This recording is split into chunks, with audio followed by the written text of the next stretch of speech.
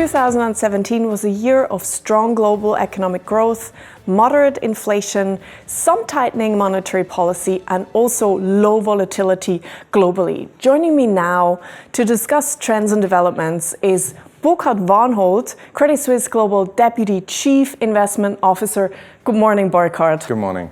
Let's maybe start with a look back. What are the main lessons learned from 2017? Well, thank you. That's a very good question. And indeed, a lot of clients have been asking me that question at the end of last year and indeed in the beginning of this year. Look, I think looking back, three things stand out for me. And frankly, they aren't only lessons from last year, but lessons from lifelong learning. Number one, I would say to clients, be a knowledgeable optimist. That's not to say be a wishful thinker, but if given the choice between fearing the fire and fury of global geopolitics or having faith in the invisible hand of the world economy, my experience suggests it pays to prefer the later. The second thing I would mention is never ever compromise on the quality of a robust investment process. Investment processes typically outperform individual managers because they leverage the power of teams. A good investment process is something that continuously learns. It is designed to be focused, rigorous, and prudent. And that indeed is what keeps us awake every day and night as we try to do our work as well as we can. And the third thing, as I would say, is, look, the world is full of surprises. We never stop learning.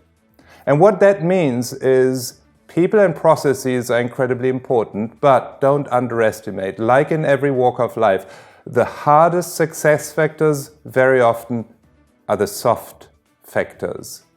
Good investment managers are humble by nature, prepared to flexibly revise even long-held beliefs when the circumstances change, are creative and imaginative because they prefer looking forward rather than backward. Together, these make the qualities of successful investors, and they will do so in 2018. You mentioned a look ahead. Now, in Europe especially, central banks are facing a little bit of a dilemma this year. On one hand, you have stronger economic growth, which would warrant a tightening monetary policy and end to negative interest rates. On the other hand, inflation rates are not quite where they're supposed to be. Can you give us your assessment for the Swiss National Bank and the European Central Bank? Well, it's good you say that because I always struggle to understand where's the dilemma.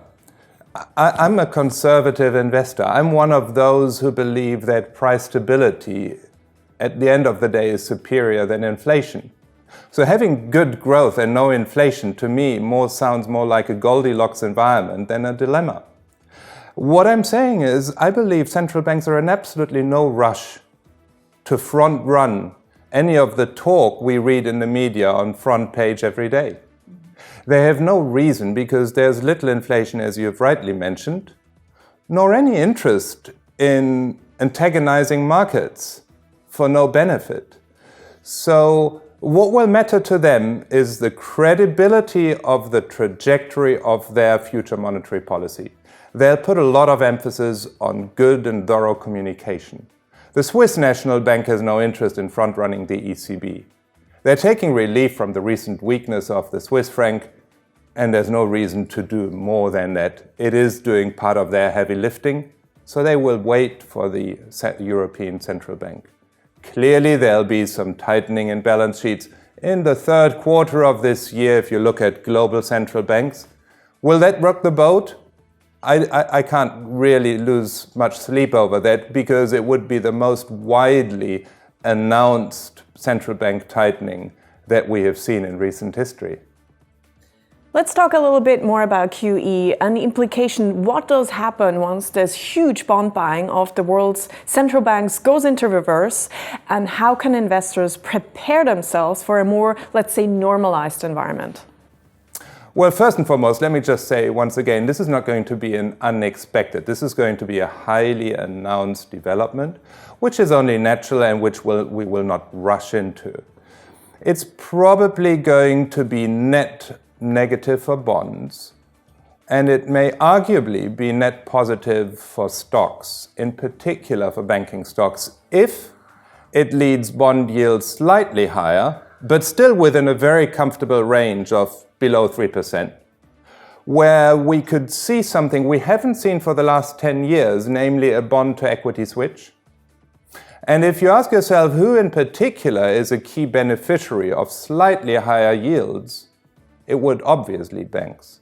And this is one of the reasons we've been overweight Europe for a time, because Europe is very much a financial services market, where the gap between nominal GDP growth and nominal bond yields, or government bond yields, is wider than anywhere else in the world, creating just another reason for us to be long Europe, the Eurozone, which you've been asking about, and this just adds to the good outlook for 2018.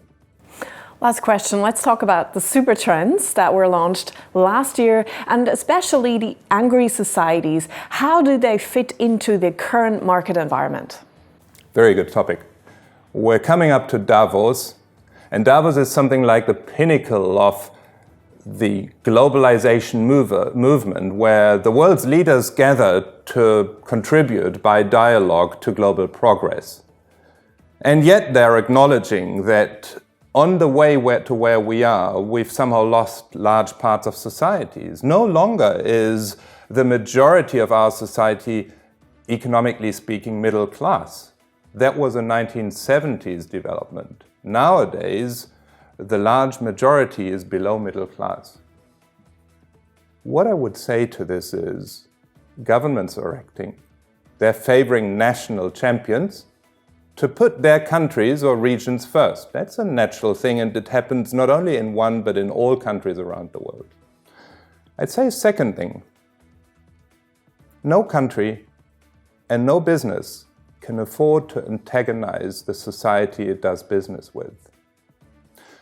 Prompting the belief in the practice we have put together at Credit Suisse for a number of years, that the idea of sustainable development at an economic national level, as well as at a corporate strategy level, matters far more today and into the next 10 years than it did in the last 10 years. This is one of those powerful ideas of our time that will shape the future, and that we at Credit Suisse have a lot of confidence that we can advise clients on how to invest in these fields in a good way by making the world a little better place with less antagonies, as we are witnessing, as you are pointing out today. Thank you so much, Burkhard, for this interesting discussion. If you'd like to find out more about asset allocation strategies, talk to your relationship manager about the latest Investment Monthly.